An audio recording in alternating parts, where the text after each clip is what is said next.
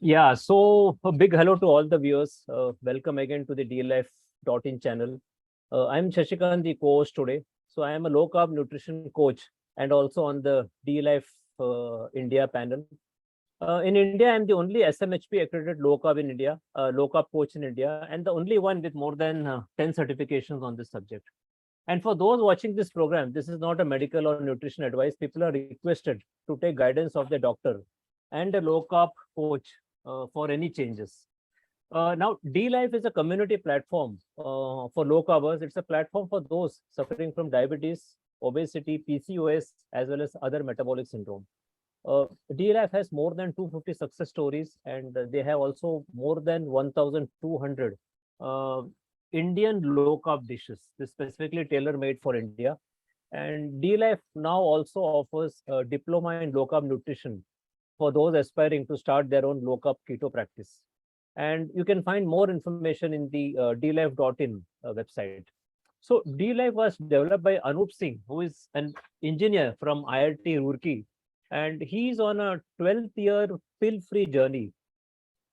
He's a person, when diagnosed with diabetes, he refused to take even one pill of even a basic drug called metformin.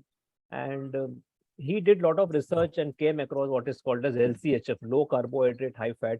And therein started his journey. And then not only he remained pill free, but he has developed a portal called dlife.in or DLife India.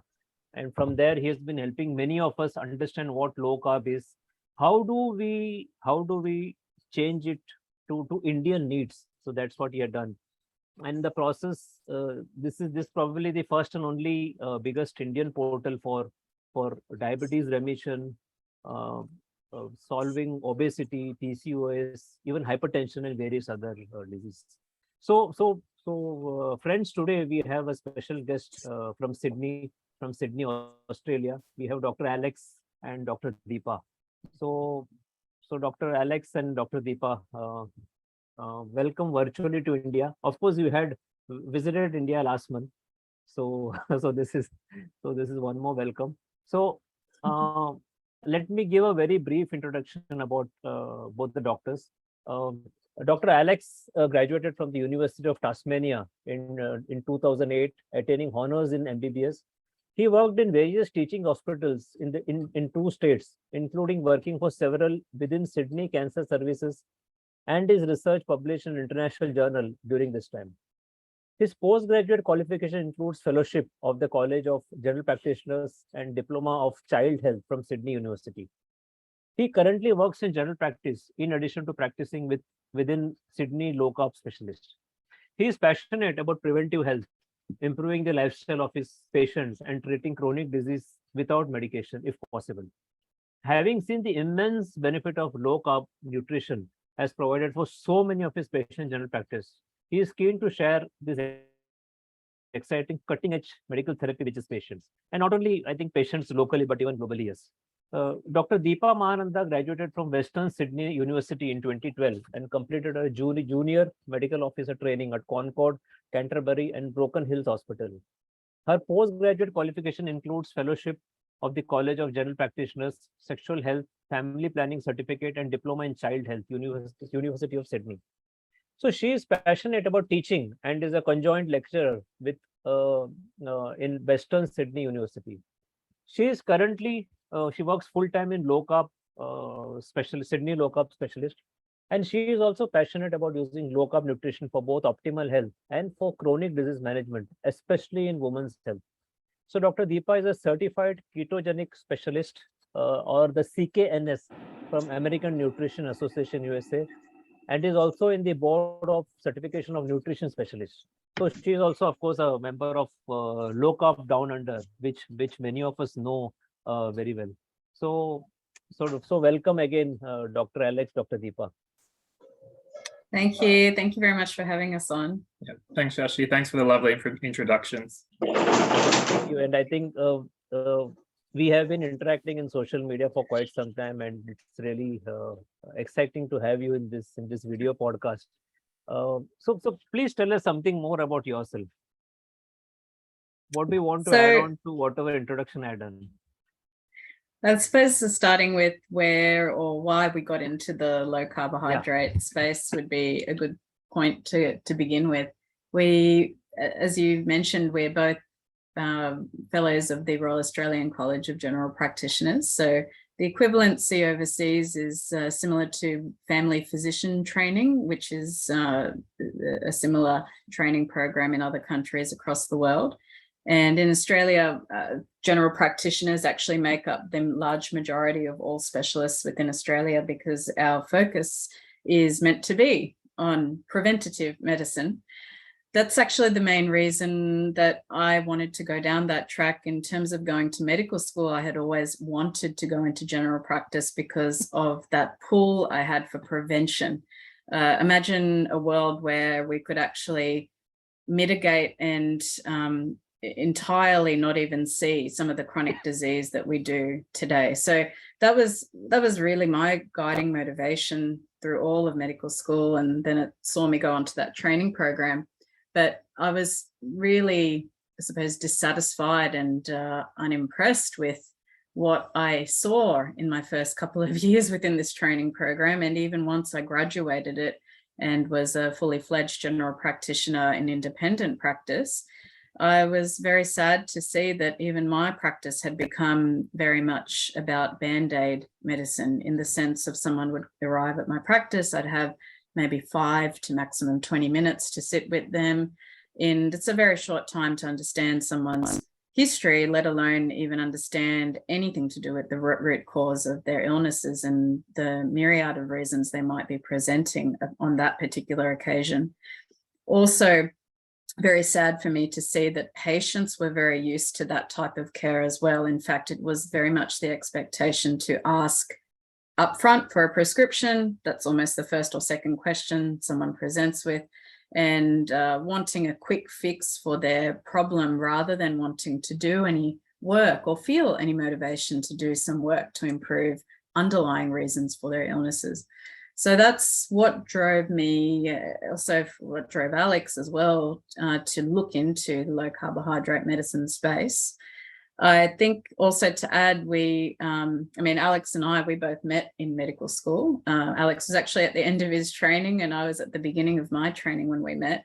We're now married. So also working together, which is a wonderful thing to be able to combine both our passions in this area for low carb medicine, which I think out of all of the fields shows the most promise in terms of truly addressing prevention rather than just Band-Aid type medicine. I think just to add on that, we had the advantage of going through our general practice training at the same time. So we were pretty much both having these epiphanies at exactly the same time and looking at each other thinking, how the hell are we going to fix these chronic diseases that we're seeing day in, day out? Because, you know, as I'm sure you're aware, the medicine or the pharmaceutical approach with a lot of these diseases doesn't actually cure anything. So the natural trajectory of a lot of these chronic diseases is you end up on 1 medication and then 2 medications and then 3 medications. And along the way, you may have some complications like a heart attack or a stroke. You may lose the vision in one eye. All of these things slowly build up over the years. But at the end of the day, nothing is reversed, nothing is cured per se. So we were both really looking for an answer at the same time. And living together and working together, it's quite fortunate because we end up both being able to bounce ideas off one another. And I think together we've managed to forge a path forward that's effective for our patients. I think that's wonderful, and I think that's very noble also in the sense that no doubt the mainstream medicine just offers bandage or patches and doesn't really address the root cause. And was there any turning point from which you learned low carb? I mean, what was it, that one incident? Usually whenever I interact with low carb doctors, they say that they come across some patient who adopted low carb and that got them. Now, how come did you read about low carb, or how exactly did that change come? Yeah, I don't think there was actually one major turning point. I mean, even just in medical school, learning about type 2 diabetes and how it was managed, it never really made sense to me. And then somewhere along towards the end of my training, the Atkins diet got a resurgence in terms of its popularity, and sort of that's, and then through the paleo diet, which is around the same time, that sort of made a bit more sense to me. I never fully pursued it at that point because I was too hung up with exams and internship and all that other stuff that just consumes you as a junior doctor. But yeah, just all the way through, it never really fully made sense. And then actually one of my mentors when I was a medical student was Dr. Gary Fettke, who you probably know reasonably well. And then his travails with APRA and his difficulties in getting his patients off sugar were on my radar at that point. And so I think we for a few years just been avoiding sugar and noticing that generally feel better when you're not eating sugar. I think during the first year or two of our general practice training, the next sort of step that really turbocharged things was probably learning about nutritional ketosis, which at its core is just an extension of that concept. But I think learning about that and learning about some of the ways that you can leverage that for other diseases that we hadn't thought of at the time, that sort of led us to explore it personally. And then again, being a couple, we're able to do it together. So we started a nutritional ketosis regimen personally, and then found lots of benefits in terms of weight management, energy levels, sleep, mental clarity, all that sort of thing. And that's really where it took off. And then from there, we started using it with some of our patients, so the ones that were in most desperate need of help, so the obesity and the type 2 diabetic patients. And once we had success with those patients, and then we started broadening it out to some other more or less known patient groups that can benefit from low carb. And then, as you're probably aware, once you get some momentum with these things, you can't unsee it. And so then before you knew it, we were offering it to more and more patients and developing a local reputation, and then having other doctors refer to us sometimes as well. And then it went on from there. I think the other major turning point was also through the Low Carb Down Under network. Yeah. We went to a conference in 2017. Our daughter then was, as our first child, was about almost approaching 1 year old at that stage. And we had also been doing a somewhat, you'd probably describe it as a paleo approach to our own nutrition at that point in time. And that's probably the spot I remember learning the most about saturated fat and its demonization. We were really privileged to hear Nina Taishol's talk at that conference, and it crystallized a lot of information for us, which we had thought were some of the possible shortcomings of going on a high-fat diet, and really provided a lot of reassurance for both us and the patients that we were starting to communicate this information with. So that extra confidence, as well as clinicians who want to be really safe and do things with scientific underpinning, then meant we could take that next leap and really dive, straight into that information and add that to all of this information or misinformation possibly that we'd been taught along the way through medical school, which, you go into medical school trusting everything that everybody is saying. And for the most part, it's because everyone really thought that was the correct science for a long time. So I think it was really a big turning point for us in terms of educating ourselves. I think we have a lot of interesting personalities in Australia. So other than both of you, I have interviewed Dr. Gary Fettke also 2 years back, and Dr. Pran Yoganathan also. So I think he also is there somewhere. I don't know, Sydney or somewhere. Yeah. So again, big figure. It's from Sydney as well. Yeah. And the biggest figure is Dr. Peter Buckner. So yes. Peter. So all wonderful clinicians. I think we have wonderful figures there to really further this low carb interest. At this point, I would like to ask, how about your children? Are they also on low carb, or is it paleo or medium carb? How is it? So we have two children. Our eldest is now almost turning 7 soon, and our youngest is 3 years old, our son. So a boy and a girl, they both are probably testament to 2 different nutritional patterns, because it's the very first child is always, in some ways, the experiment. You make all mistakes on the where all first the one. mistakes happen, both in just general parenting and then also when it comes to nutrition and how you introduce food. So, you know, even at that time when I was transitioning our daughter from a breast milk and diet, and also had difficulties with breastfeeding, so she was already on a formula as well. Okay. I didn't know very much about any of that, so I just had to jump onto the first formula I thought was good enough for her. And when transitioning her to a solid diet, I followed the routine advice, which was to go on to rice cereal. And now looking back, I think, wow, you know, if only I'd known some of the information I did, you know, now. So with our son, we did things a lot differently. So his first foods were actually organ meats. So we had introduced liver pate. We'd given him bones on which to gnaw and teeth.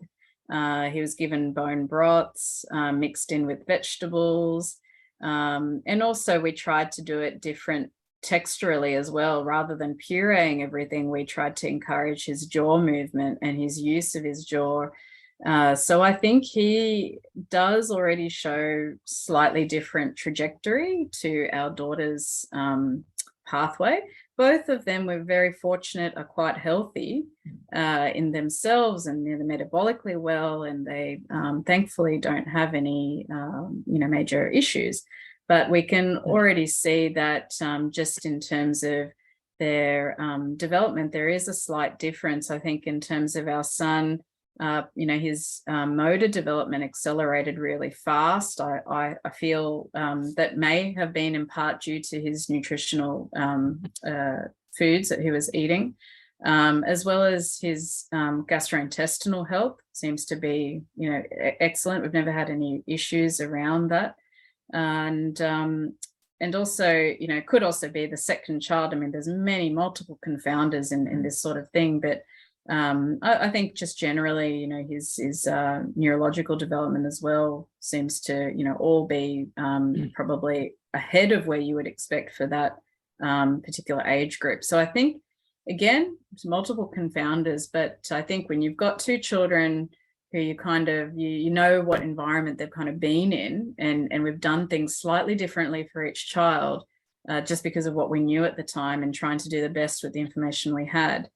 It has led to probably the path now where they are largely on what we would say is a moderate low carb diet. So they probably have days where they skirt ketosis just because naturally they are very physically active children, and we encourage lots of outdoor movement.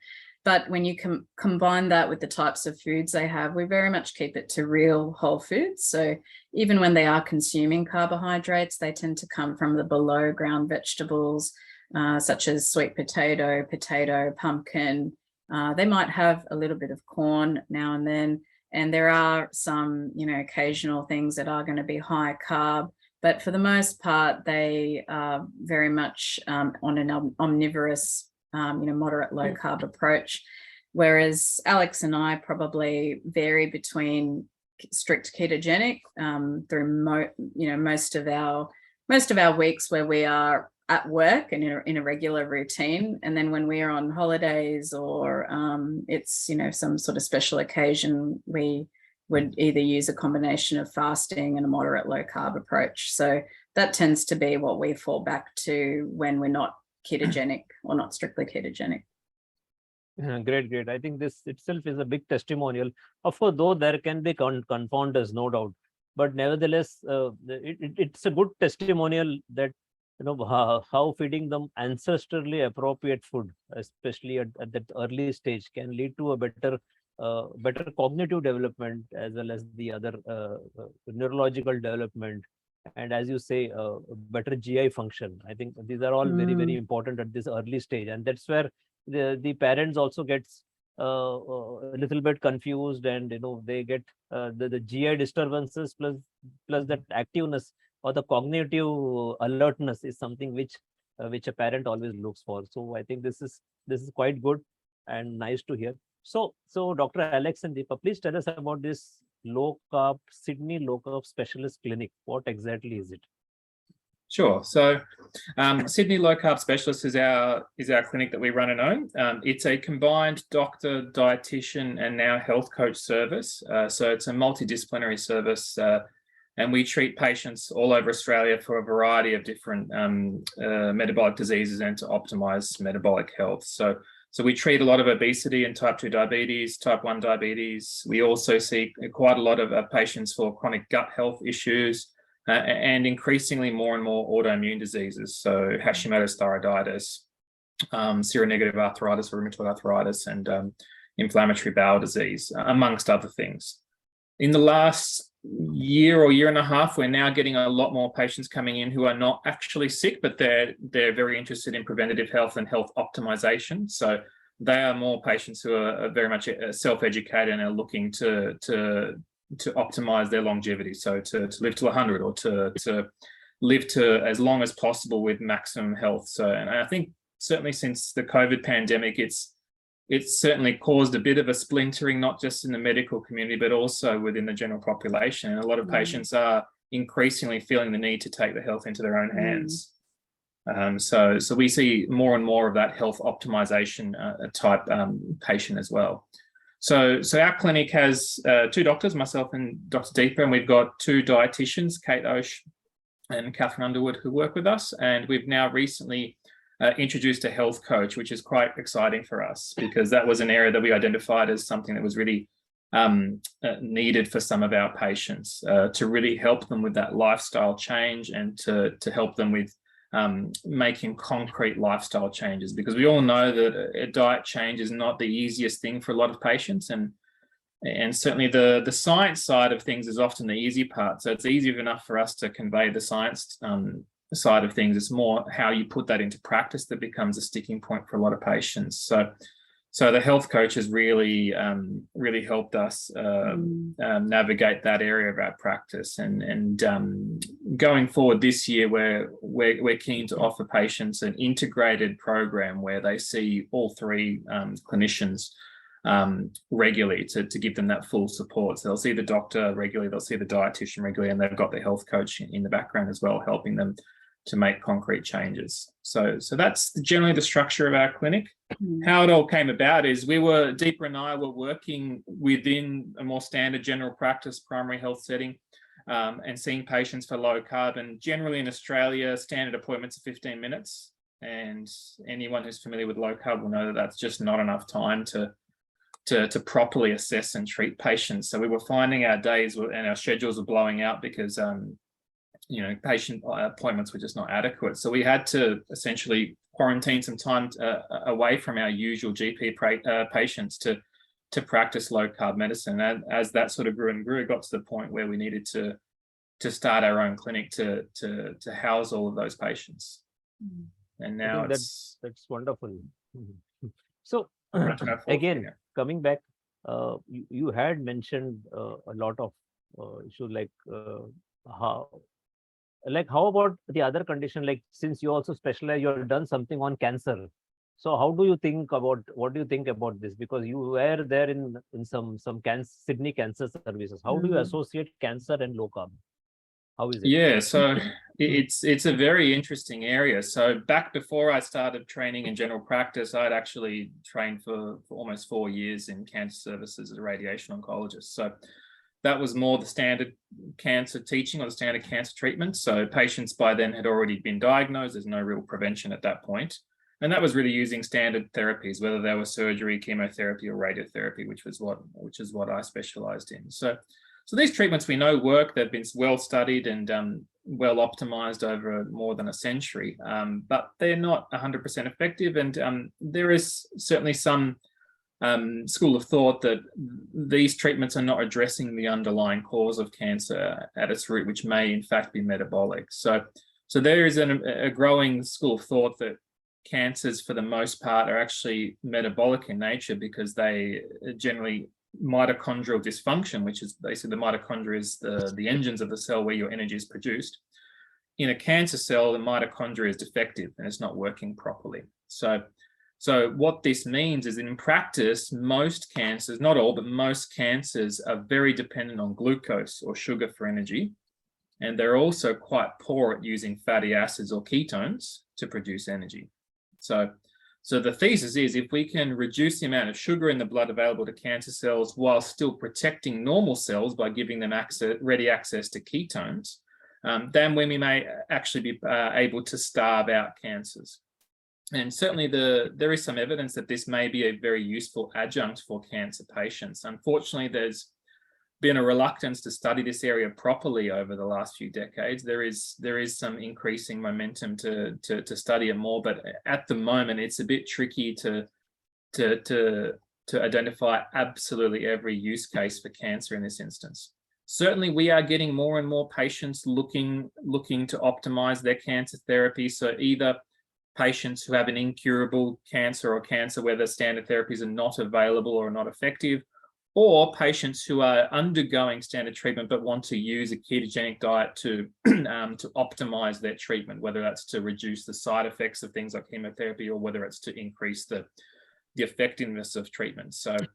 So it's a very cutting edge area. It's medico-legally, it's a bit tricky because it's not an accepted standalone therapy. So all patients need to be told that this is not a replacement for standard therapy, is not going to replace chemotherapy or radiotherapy as it stands at the moment. But patients at the end of the day will often make up their decisions on what they want to do. Very, very interesting. I think the one of the investigative test PET scan, I think that also depends upon detecting those cells which take up glucose in tons. Absolutely. So I think it is something which many of us do not know, and that is how cancer cells are also diagnosed. And of late, I've been reading also a lot of studies, smaller studies coming in, which says that it is good as an adjunct to whatever the standard therapy, whether it's chemotherapy or whatever it is. It seems to be alleviating those adverse effects to some extent and makes life a little more easier, I guess. But then the question remains is who will do the big studies, because it involves a lot of funding, and who will really fund? I think that's going to be the sticking point, because it won't be Roche and it won't be AstraZeneca and it won't be Pfizer, unfortunately. I mean,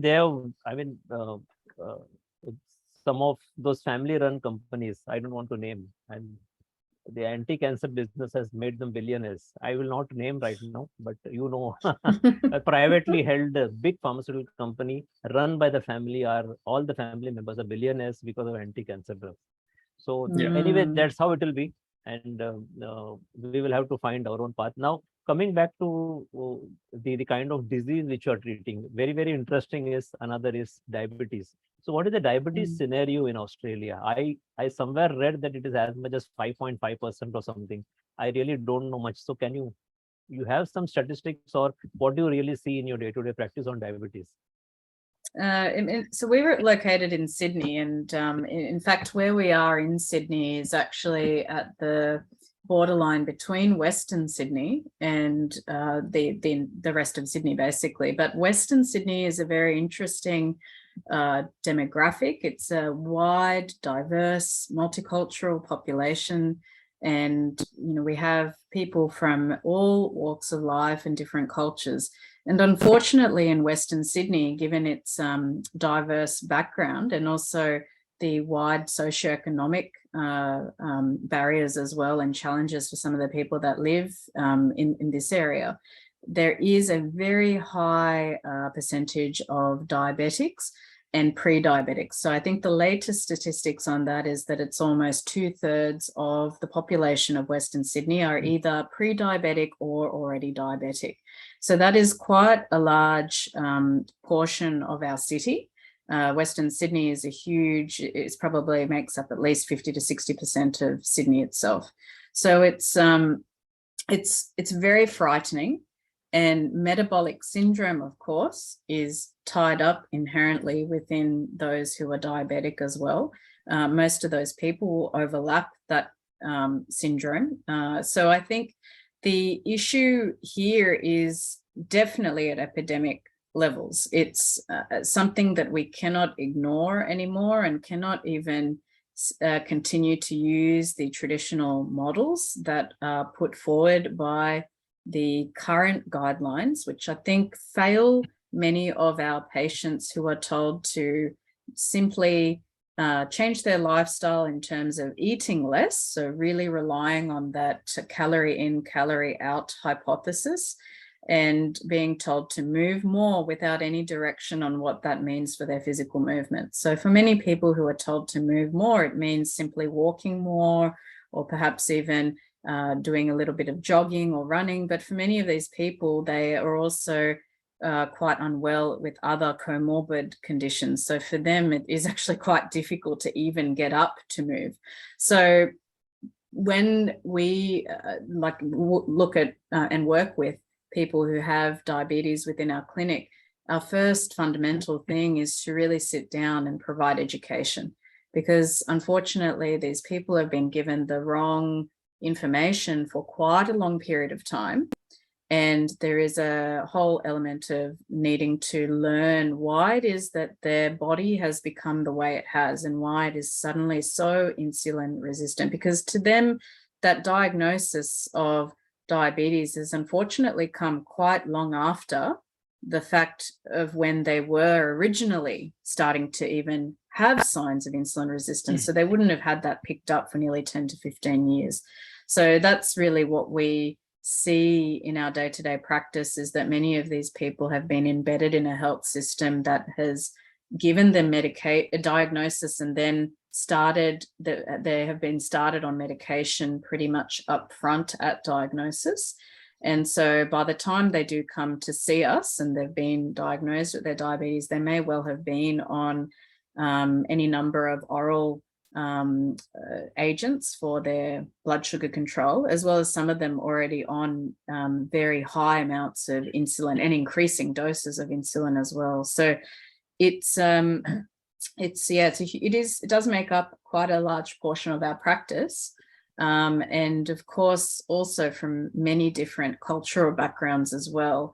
In fact, that some of the worst diabetes is actually in those people who are non-Caucasian background and have traversed different places that they've lived as well. So going from one particular way of eating to another, both in cuisine and also in terms of over their lifetime. So they may have eaten one way through childhood, then as they've gone on into their 20s and 30s and had independent living circumstances and their different pressures upon them at that stage of life, that's also driven the way they've eaten. And then these are so many things that then we do need to actually go through and find out where along the way things have kind of become, have underpinned some of the issues that they've ended up with. And what I'm leaning in towards there is that many of the people that we do see who have diabetes, type 2 diabetes specifically, they also actually have comorbid food addiction and emotional use of food as well as a major problem.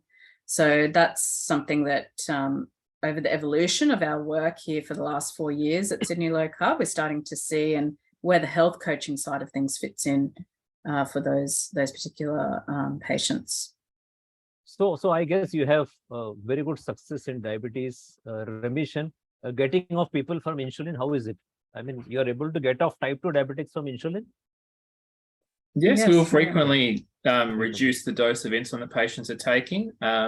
Not everyone will be able to get off insulin completely, and a lot of that depends on how much they're on, how long they've been on it, how long they've been diabetic, and at its core, how far you can reverse type 2 diabetes is going to depend on how much pancreatic reserve you have. Yeah. And other than the C-peptide, which gives us a rough measure, we don't have a great way of estimating how much beta cell function there is. But assuming someone comes to you with relatively good pancreatic reserve or relatively short duration of diabetes, then the evidence would suggest, based on Verta and similar studies, that you can get patients off insulin completely.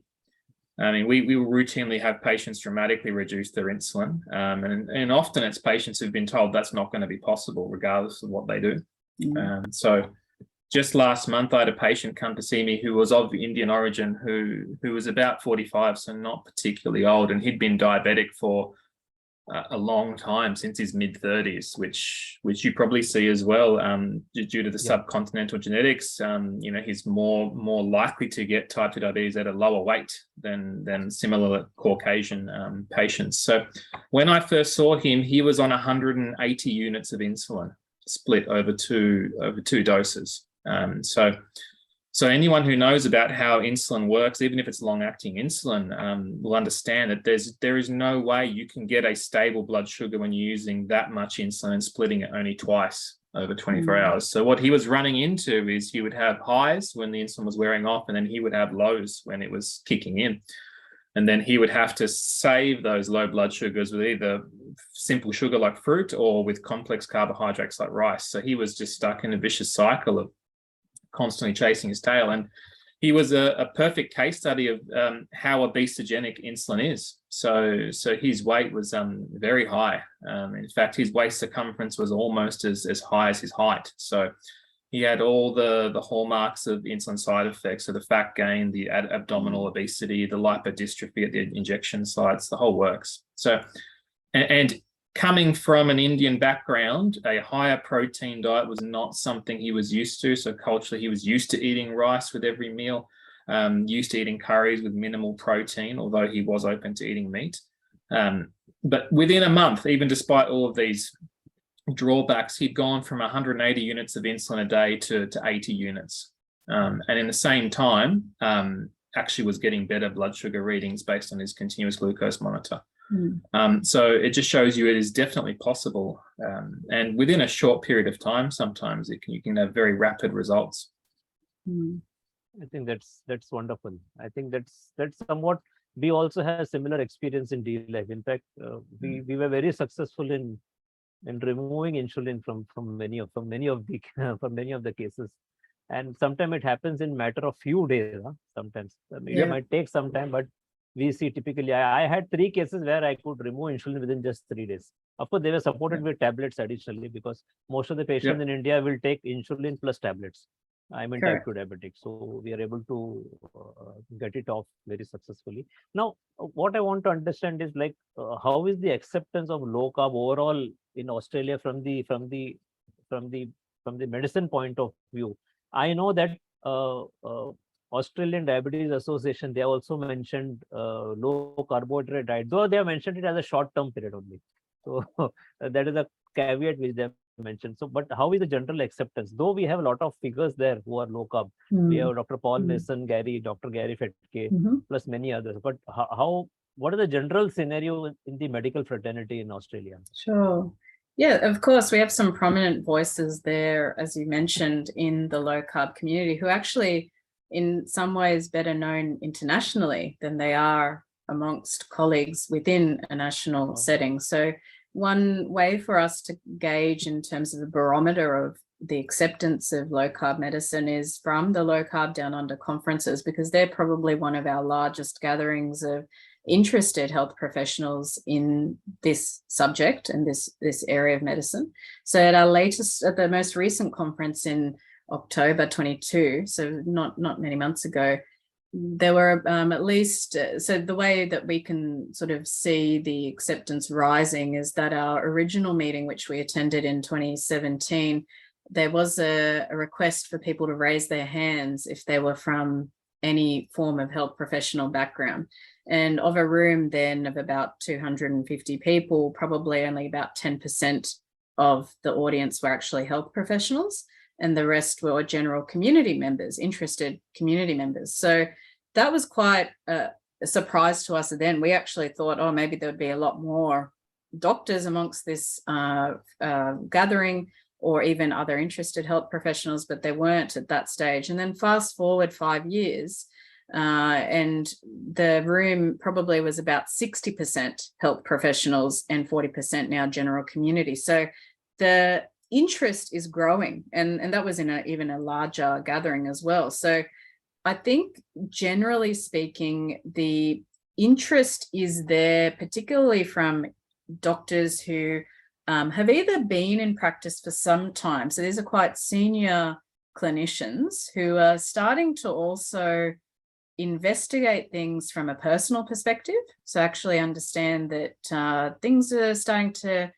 unravel within their own health, and there may be some other ways to navigate that, as well as starting to feel that they're not really getting anywhere after 20, 30 years of practice with some of their patients, and just seeing that dissatisfaction in care. So there's that side of things, but there's also the younger generation who, through the benefits of the internet, as well as social media, have come across many platforms on which we hear these prominent low-carb voices speaking. So on podcasts, on YouTube, and other various websites which publish articles about low carbohydrate medicine. And I think the general interest out there amongst younger health professionals is certainly higher. We were recently invited last year, for the last 2 years actually, to speak at our, we have an association who train the general practitioners. So the general practitioner registrars, they're called. So we've been invited to speak for the last 2 years there on metabolic health, with the particular emphasis on how we use low carbohydrate medicine for metabolic syndrome. So that was quite a I guess, testament to the appetite that is there to learn about this approach, and also really impressive that an organisation that is within the College of General Practitioners is interested in actually providing this information to its membership. So this is I think the demand is there for more information that is provided for practitioners. And I think moving forward, that acceptance will increase, though at this stage in Australia, the community-led acceptance is much higher, and community education is much higher than the health professionals at this stage. Yeah. And I think there's a few factors that play into that. I mean, it's not lack of intelligence. Our colleagues are definitely driven, intelligent, compassionate people, but I think, there's a few issues. One of them is the concern about regulatory compromise. So, I mean, thankfully, Gary Fecky was exonerated basically through everything that he'd been through. But even past that point, I think, especially dietitians, but doctors as well, they've been reluctant to openly praise low carb because they're worried that they're going to be criticised by their regulatory bodies. So there's been a reluctance over the years to stick your head out and be vocal about things. Thankfully, that's changing, but it's still there. You've also got the idea that you have to unlearn things, which is not the easiest thing to do. And that's probably why we find more success talking about low carb with either medical students or younger trainee doctors, because they don't have to unlearn as much. And I think there's certainly the ego side of it as well. So ego is not to be discounted. And I think certainly some senior doctors, they're very reluctant to admit that there may have been a better way of doing things. And I can understand that's not easy to do. Especially when some people's careers have been built on information and scientific information and publications and journals that they've contributed to. So it takes quite a lot of bravery and courage to come forward and admit that, that they have to change as well their opinion. And, that is actually what science should be about, is not sort of committing to one thing. And low carbohydrate medicine is just but one tool and strategy. It could be that in 15, 20 years time, we may look again, come about to more new information, and at which time we'll need to adapt and evolve. So I think also we're really conscious of though we call ourselves Sydney low carb specialists, it's an underpinning. But we know, and we teach people, that low carb is a spectrum. It's very variable for what individuals need. So I think that's the most important thing to remember, is that science changes and it evolves, and we have to move with it. I think that's wonderful. Now, what I would love to know is, what are the challenges you're facing in applying low carb in your patient? So I'll put it in two ways. One is, what challenges you find in those local Australian Caucasians, and what challenges you face among Indians? I'm sure the challenges will be slightly different, I believe. Yes. Yeah, there would be. I think there's a lot of overlap, but there's certainly, yes, some challenges. I think a lot of for the Caucasians, I mean, I think across the board, whoever it is you're talking to, I think poor relationship with food and eating a low nutrient diet, that is very almost ubiquitous. That's the primary driver of a lot of this. So people are not eating enough protein, they're not eating enough nutrients, they're eating very calorie dense food that is hyper palatable and nutrient poor, and is invariably promoting large insulin spikes and glucose spikes in the body, which drive insulin resistance. So that is the case across the board.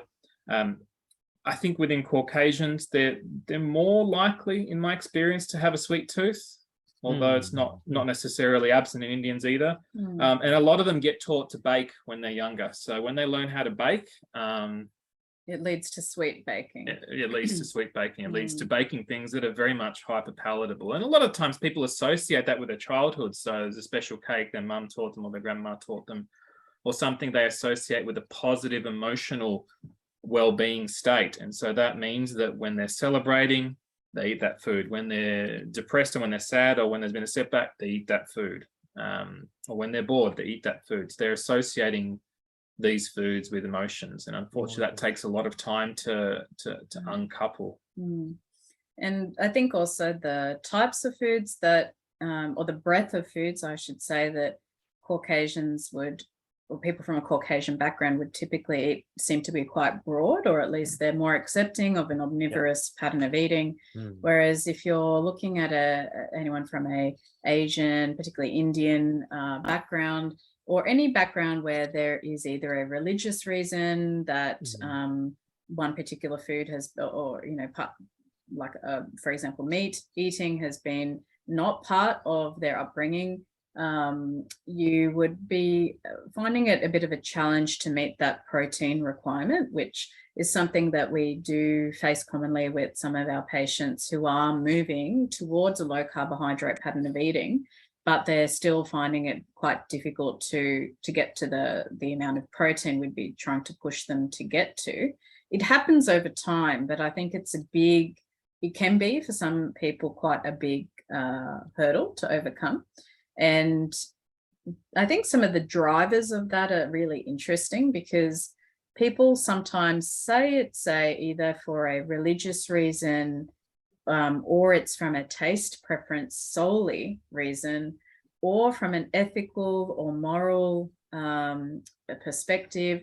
And then there's sort of the fourth category who claim it's better for the climate to avoid eating meat. So I think it's actually really important, and we ask our patients that, and we're really open to wanting to understand why people choose to eat the way they do, and particularly also their relationship with their foods, because it's so easy to say to someone, and it almost seems blindingly easy to say, lower your carbs, because that's going to fundamentally be the thing that's going to help.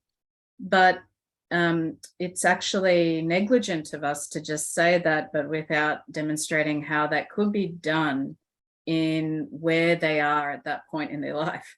So that individual circumstance matters far more, and is the crucial part of the puzzle there as to how we're going to turn around some of the perceivable challenges. You know, we list these things as challenges, but actually they're not necessarily challenges. They're just part of that person's story and part of what they actually need to navigate and figure out how do they live their lives with these particular things in their background history.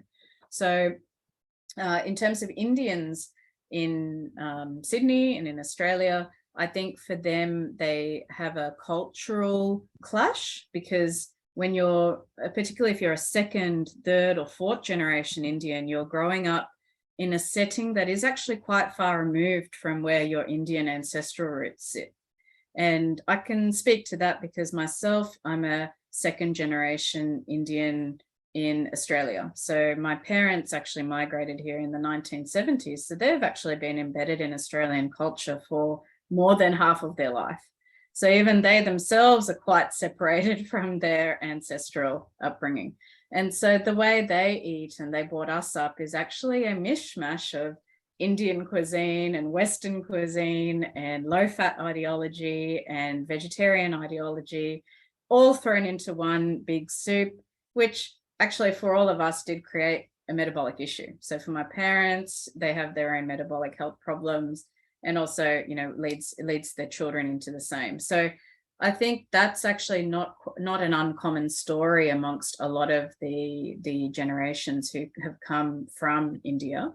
And that probably is where some of the work needs to be done as well, is to unpick why it is people are eating the way they are, and then also what they could be accepting of, and that people can change as well as they actually come across newfound knowledge, and that it's okay to change. It's somewhat not always necessary to abide by what has always been their norm.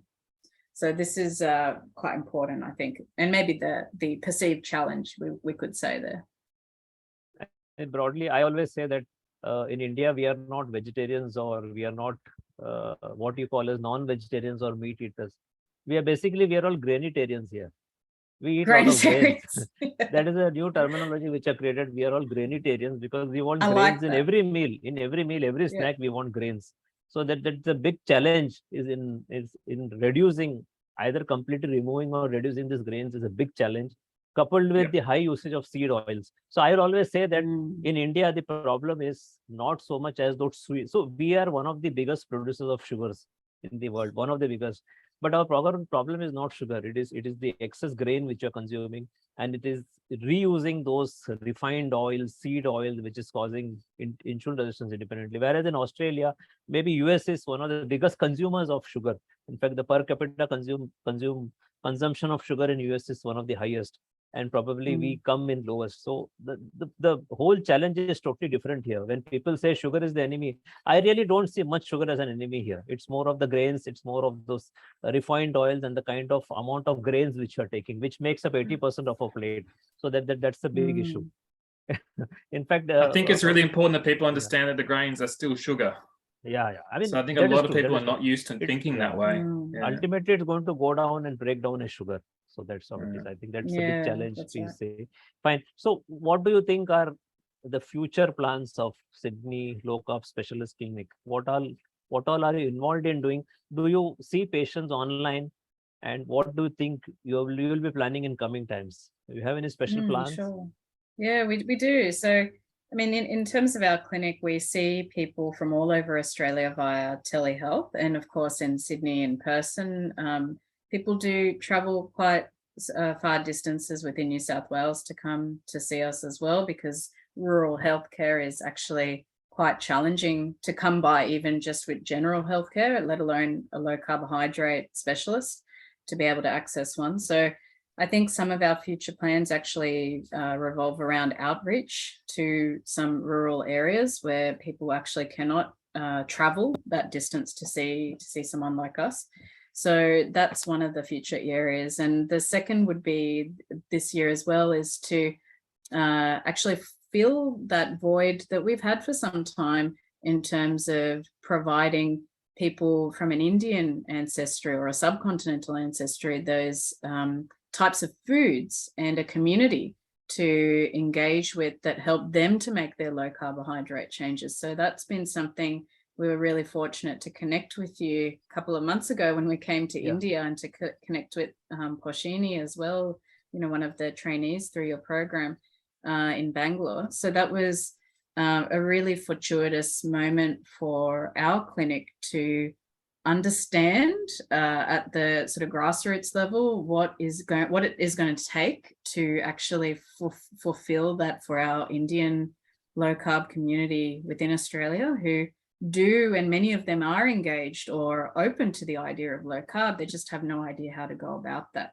So that practicality and fulfilling that for our patients is very big on our agenda, as is trying to help people just generally with their relationship with food, because this environment we live in terms of food advertising, big pharma, the absolute dependence on the healthcare system as a band-aid solution rather than prevention, and just this quick fix nature of our mentality in today's world, everything being quick, we have to actually really take a step back and start to provide people with those skills to cope in this environment that unfortunately is not changing. So somewhat this change needs to come from the way we're reacting to these circumstances, and also the way we're setting up our lives to live in this modern world.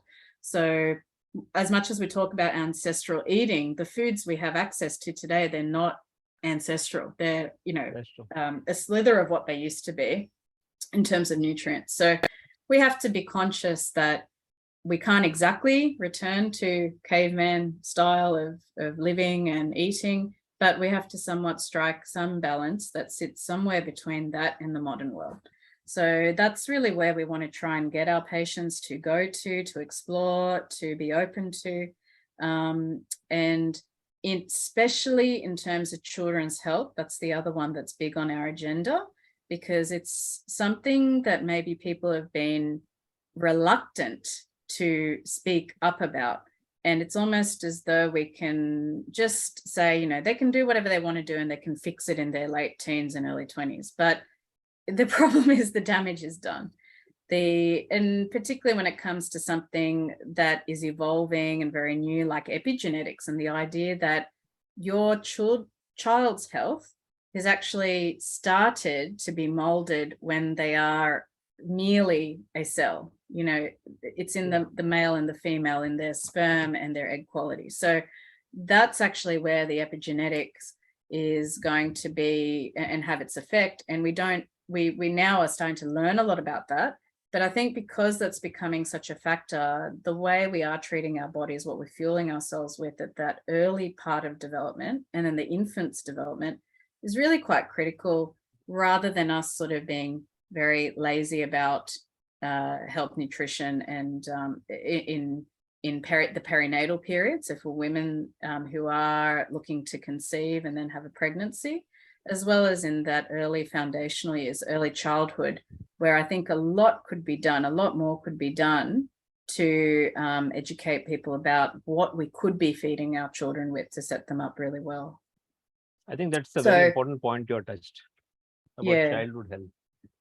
Yeah, so that's really big on our agenda. We're quite ambitious for this year. We've got a lot of ideas around what we want to do and where we want to take our work and our clinic. And I think it's going to be about, you know, how much time we have to commit to that this year, and maybe over the next couple of years, sort of getting, you know, having a look at one by one and engaging with those relevant groups as well in Australia and internationally who are also doing similarly. So this is, I think it's all about us working more together and synergistically, rather than sort of trying to do the same thing over and over again. Very, very interesting. And I think this problem exists all over the world, and especially in India, where parents tend to feed junks to the children just because they think that one day they are anyway going to get diabetes. So as we may as well enjoy now. So that is the basic thinking which I come across. And sometimes I say, you know, there is a saying which I point that parents are the root cause of obesity in children in India, because they are the one who's feeding them junk. And unfortunately, there are a lot of horror stories in India that you will find 10 years old, 12 years old, 15 years old with HbA1c 5.7. It's very terrifying. In fact, in the town I stay, Mumbai, the municipal corporation, they run some schools, and recently they found that 8,000 of them are suffering from hypertension, and 5,000 are suffering from from diabetes. So it's terrifying to see in school children. So let us hope that parents wake up to the reality that not only genetics, but there is something called as epigenetics, which can change the way the genes speak and cause obesity, diabetes, fatty liver disease, insulin resistance, everything quite early compared to when this is a big topic. In fact, we can speak for hours on childhood issues, which include NA. The fatty liver disease is a big thing in India, and the school-going children, some of them suffer from even fibrosis. So that is a little off topic now. So anyway, thank you very much for giving us this picture. And there are some interesting questions here. I think one question we have answered something on cancer. So Tarun wants to ask one more question. He was on a low carb diet for 6 to 7 months. HDL has gone up, TG has come down, which is very good, but he's worried about LDL slightly going up. So how, I'm sure that you must have come across such questions in your clinic. How do you address this? on a daily basis. So I think, there's so many factors that play into that. So just with those blood markers, it's hard to be definite. But as you say, triglycerides going down, HDL going up, that's a good thing. That's generally a sign of resolving insulin resistance. We do see this phenomenon almost across the board where the LDL will at least rise a little bit on a low carb, high fat diet. In the proportion of people, probably 5 to 10%, it will rise quite dramatically. And in that instance, there is always an element of concern or anxiety about what that represents when it comes to heart disease risk going forward. Traditionally, LDL cholesterol has been seen as the bad cholesterol associated with heart disease. What we know from high quality longitudinal studies is it's actually not a very good marker of cardiovascular disease risk. So in actual fact, low HDL and high triglyceride are much more relevant when it comes to your risk of cardiovascular disease. But that's across the board or at a population level. At an individual level, everyone's risk may vary slightly. So that's when often in our clinic we will use more advanced lipid markers such as an LDL subfraction or an LDLP. I'm not sure what it's called in India, but these will sort of measure your LDL particle number and particle quality, which is much more relevant. And often in patients who've got a higher LDL on low carb diet, if that test looks reassuring, then generally where our anxiety is allayed. The other way to look at this is not to look at cholesterol at all, but more to look at are these lipoproteins ending up where they shouldn't be? In other words, are they ending up as a plaque in the arterial wall? So for patients who are above 40, then a coronary calcium score may be another way to give you more information to assess what your individualized risk is. Because we know that there's upwards of 35 risk factors for cardiovascular disease, and LDL is only one of them. So there's many that are genetic, so they're not in your control. There's many that are non-genetic or epigenetic potentially. So there are many factors, and that also is highlighted by the fact that for people who are presenting with their first heart attack in hospital, 3/4 of them have a normal LDL. So to spend a disproportionate amount of time worrying about LDL, which is already not a great marker, whilst ignoring all of the other factors that potentially are in our control, I think it's important to acknowledge that it's a piece of the puzzle, not the whole puzzle. That's true. And Tarun, you can as well use an ASCVD calculator, put in all your readings, and then you will find there is no column or no option for putting your LDL. That's right. So you can use an ASCVD calculator to see before what was your reading before and after, and you will see that your risk would have come down substantially. And there is no place for LDL in that calculator. So what are the other factors would be, of course, the triglyceride, HDL, your waist to hip ratio, your blood sugar, HbA1c, your inflammation parameters, HSCRP, or even homocysteine for the matter. I think there are various other factors which we need to consider rather than seeing only LDL. So for example, I am a standard hyperresponder. On a ketogenic diet, my LDL crosses 190 and total cholesterol crosses 250 or something, 260. If I'm on a low carbohydrate diet, then everything automatically collapses. So Tarun, if you're afraid of cholesterol LDL going up, you can add a bit of carbohydrate, use more of MUFA, maybe olive oil, avocado, so that you can get it down. So there is no issue. And you can a common strategy. Yeah. And you can exit ketosis and come into low carbohydrate, a range of 100 milligram per day, 100 grams per day. So that itself effectively brings down the cholesterol. Because I have seen it myself. My difference between when I'm in a ketogenic diet, when I'm in a low carbohydrate, not on ketosis. There's a wide difference in the lipids. So that's how. So there's one question for you, Dr. Deepa. Does low carb diet lead to water retention issue in the body? If so, how to address? So typically speaking, no, I haven't really seen that it's leading to water retention. Maybe in fact the other way, which is people describe, especially if they have had issues with fluid accumulation, particularly what we call peripheral edema, so in their lower limbs, lower legs. And this is what some people would see clinically as swollen feet, ankles, that sort of presentation. That actually tends to actually resolve on a low carbohydrate diet. I think if there is fluid accumulation as a result, then certainly we should actually be going back to the drawing board and investigating whether there is any undiagnosed congestive heart conditions, or if there is actually something else underpinning that presentation. But I would say it's very, very unlikely to be caused by any sort of diet that's inducing ketosis in somebody. I think it's unlikely, but I guess the only other case where that could theoretically happen is severe electrolyte depletion. So you do actually need sodium or salt to retain fluid in the bloodstream, which is where you want a lot of it to be. And so if you are severely depleted in sodium, you can't actually retain it in the blood, and that's when it will seep into the tissue. So you can actually see that as swelling in the ankles or the legs. Generally, we don't see that much because a lot of people are aware that you need salt when you're on a low carb diet. But on the off chance that someone is not, that's one potential thing to look at. So the question is, my sodium was low, maybe the reason. So Tarun, you need to up your salt increase sodium, because that's an easy fix. If that's the cause, you'll know within 2 days. You'll have to increase your salt intake. So that is and might also have symptoms of salt deficiency, which are actually quite wide ranging. Many people describe dizziness, particularly on standing, fatigue, brain fog, concentration issues, muscle cramps as well.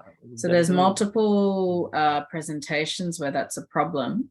But definitely if on a blood test your sodium is skirting 135 millimoles per liter, or even, anywhere between 135 to 140, and you are clinically symptomatic, or below 135, so true hyponatremia, it's definitely a time to be quite fastidious about your electrolyte consumption.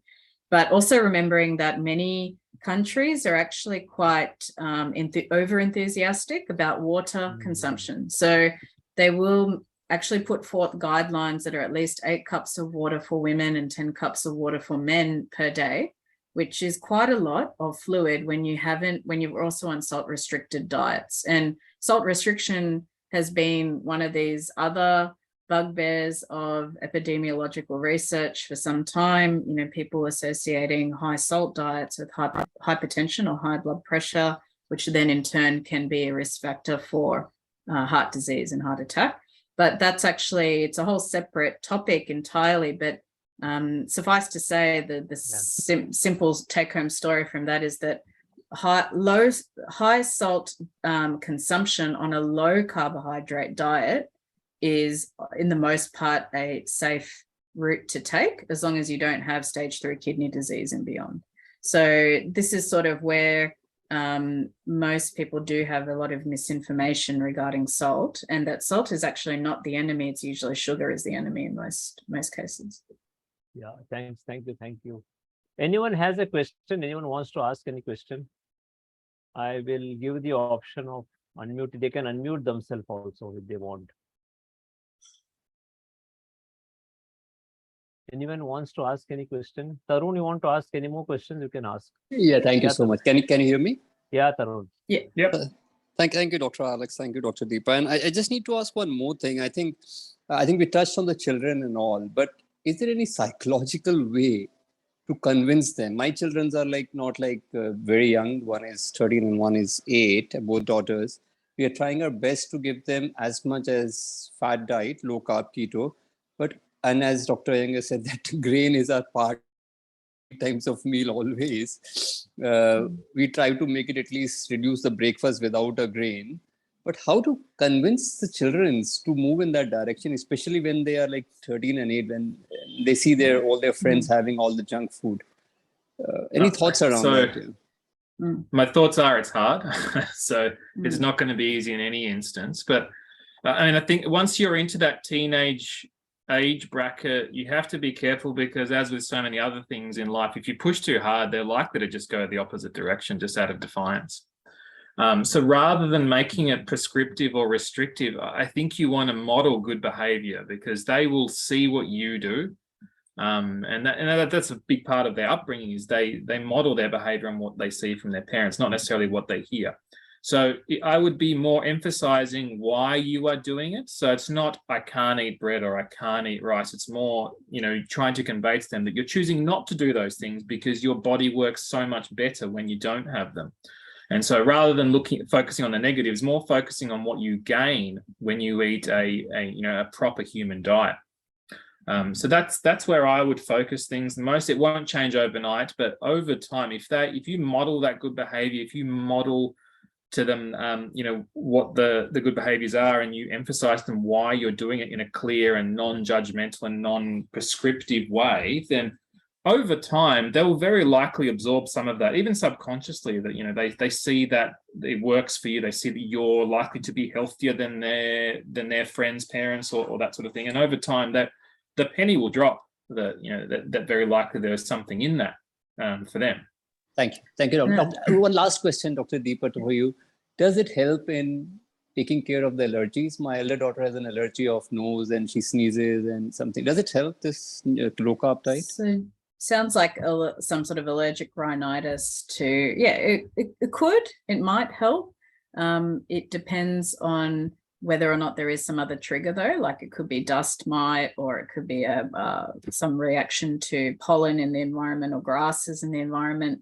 However, if your child is open to and able to at least even commit to a couple of weeks to see, or about 4 to 6 weeks to see if it does cause a reduction in their symptoms, it might be actually a really positive motivation for her moving forward, because she suddenly realizes she's feeling a bit better. So it's not harmful. And I think wherever there is a treatment that's not harmful is definitely something to start with. And just kind of to touch on Alex's point as well, maybe just elaborate a bit further. I think also one challenge we all face as parents is that we might model that good behavior, but the undoing is actually when they're with other family members and their friend and their social circles.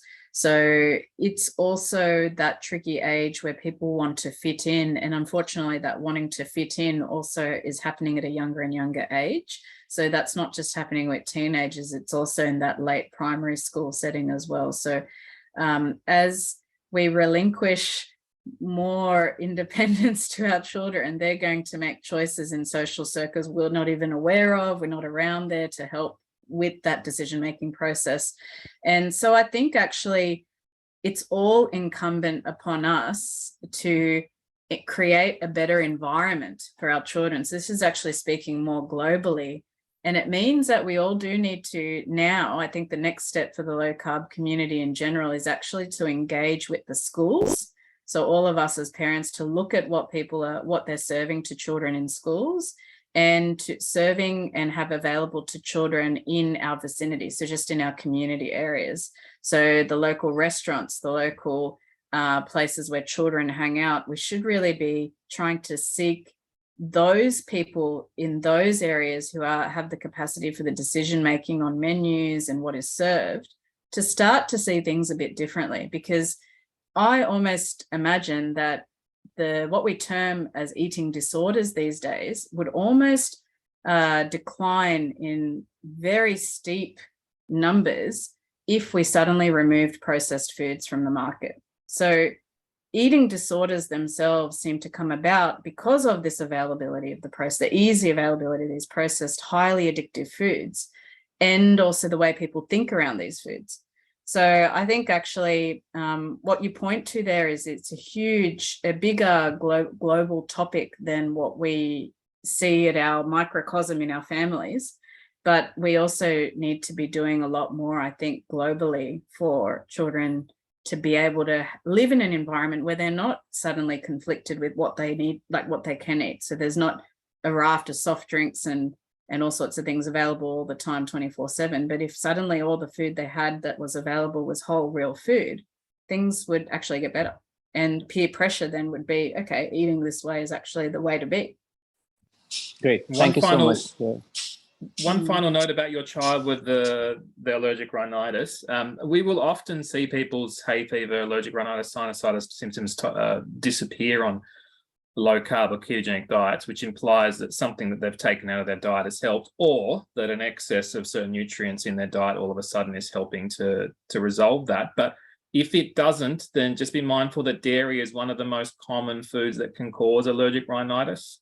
So even though they're otherwise healthy products, you're bang on, they're Alex. Dairy was one they're of the emphasized things. in low carb diets. Yeah. So yeah, for some people, a dairy-free diet, unfortunately, is one thing that needs to be tried in that instance, which can make it harder if you're not eating other protein sources. One last lighter question, if you don't mind, Dr. Iyengar. So who is the inspiration? Dr. Deepa, are you the inspiration for moving in that direction, or Dr. Alex for you? Because for me, going to the low carb, it's my wife who started, and I got highly inspired to follow that. And I'm seeing the great results out of it. Yeah. We're lucky that we work as a team, so we're very much on the same level for the most part since day one of this. Yeah, so. I mean, I think my very, very initial reading around low carb actually came through Alex's connection to Dr. Fetke and us reading his original information and what he was experiencing at the hospital he was working in Launceston. So for us, that's actually where it all kind of came. So you could probably say that if I hadn't met Alex, then I wouldn't have had that connection, and who knows where my trajectory in life would have gone. So yeah, things sometimes happen in a way that's unusual and but good in the end. Yeah. Thanks for sharing that. I'll not ask any more questions. So sorry for taking so much time. Yeah. No issue. Tarun, the other way is like, see, we need not put our children into low carb or keto diet. Just put them on whole food. That's all. Whole food, protein emphasis. And you be that example. That's all. I mean, they can handle everything. So there's a question from Sanjeev Bhai. Do you see a future within 20 years that low carb is being taught in school? Yes, I think so. The nutrition guidelines are going to be really slow to change. We often speak about this with our patients and say, you may not actually find any guidelines endorsing this completely and wholly for many, many decades to come, but we don't actually have that time to wait because our lifespans are not going to be this long. And for many of us who are in our 50s now, it's not going to be enough time.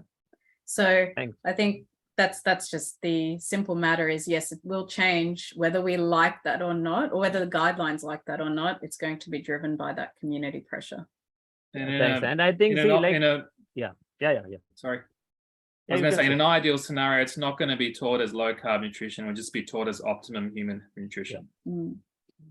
And see, like if you say, okay, maybe in medicine we don't know, but at least in the nutrition science, it is bound to enter. I mean, there is no option. We have American Nutrition Association offering that advanced ketogenic nutrition, which Dr. Alex, Dr. Deepa, you have done, and even I have done that course. So it is being offered, and of course that is penned by, I think, Pinney and Wallach. So correct. They cannot avoid this, and it is bound to come into the curriculum, even if there is one particular page or one particular chapter on it, but they will have to add. I think that is inevitable, which you're going to see. There's a whole textbook about to come out in a couple of months from Tim Noakes and his foundation. Yeah. So that, of course, I already booked that in advance, so hoping to come. There is a question from Dharmendra Halani as vegetarian Indian, how we can be able to maintain all type of essential fat in our diet. Dharmendra ji, let me tell you, it is very easy to maintain essential fats in our diet. It is very easy. The problem, our challenge is to maintain the protein. So we have a lot of fats with us. We have ghee, butter, and then you can get omega-3 fatty acids from the marine source, which is a little easy. Our challenge lies in protein. So I completely agree. I think fat is not the hard one to get. We can get as much fat. The proteins is the biggest issue. So I think we should focus on protein. Don't worry about any party or function. That is just one day. We are not going to attend party and function daily. So one day here and there is okay. But broadly, 90-95% of the time, we need to maintain the whole food. Any idea if keto diet has helped brain stroke issue in children? Can papad be issue? Bhavesh, papad is a very poor quality protein. So for Indians, it is dairy, it is eggs, and then it is meat, fish, whatever it is. Any idea if keto can help children with brain stroke issue? So this is a question. That would have to depend very much on what kind of strokes and why. So, I mean, just from the outset, a child having a stroke is highly unusual. So typically indicate there's something dramatically abnormal going on. If it is a clotting issue, then there is some evidence that ketogenic diets can help with the hypercoagulability states, and we most commonly leverage this for adults with atherosclerosis. So that's one of the reasons why ketogenic diet can be considered heart healthy. And if there's any seizure disorder to come thereafter the stroke has occurred or concurrent with that issue, then yes, I mean, a ketogenic diet has been used for 100 years now to effectively treat children with seizure disorders. And potentially the mechanism by which that helps stabilize the neurons could be one of the reasons why it may help in other neurological settings for children as well as adults. So any sort of post-stroke rehabilitation, it wouldn't hurt as an adjunct to traditional therapy to be on a low carb, particularly ketogenic approach. I think that could be given a try, Mr. Bhavesh. Other than your regular medications and therapy, you can as well, you can hire an expert on ketogenic diet, especially in children, and then you can just try that. Yeah, thank you, thanks. Any more questions? And I think it is 1.5 hours now. I think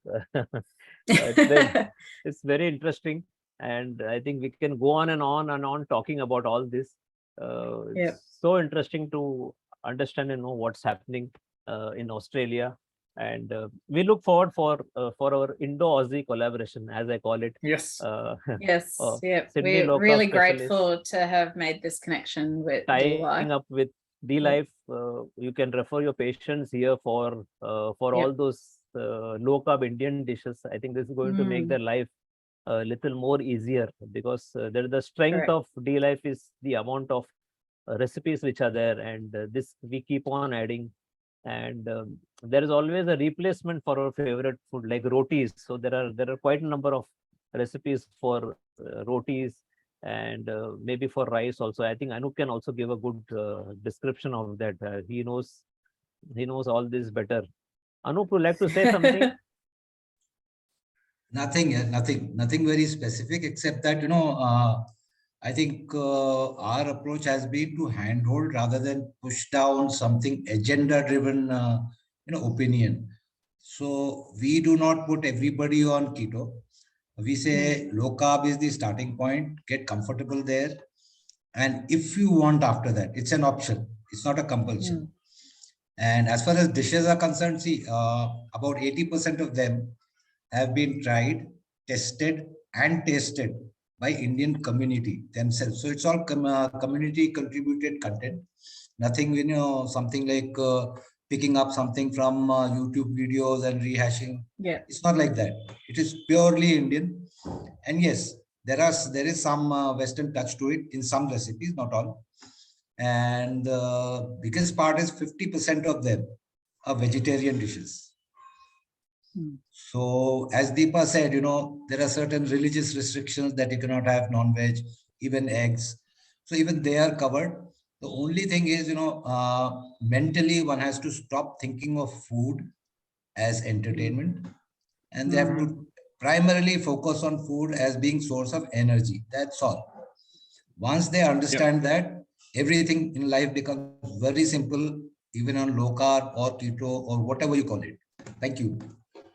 And yes, Deepa and Alex, sure, we'll take this forward as far as collaboration is concerned. Me, Shashi, I mean, you can talk to any one of us.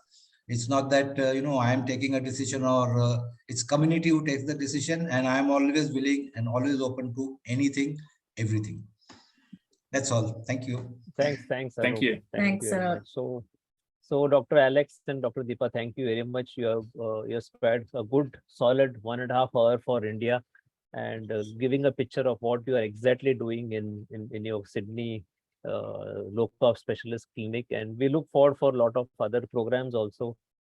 Maybe in coming time we'll be doing some other conferences where we will again invite you to see that what is happening across the world is something which we need to be convinced. See, India is something that we get convinced only when we see that this is being practiced across the world.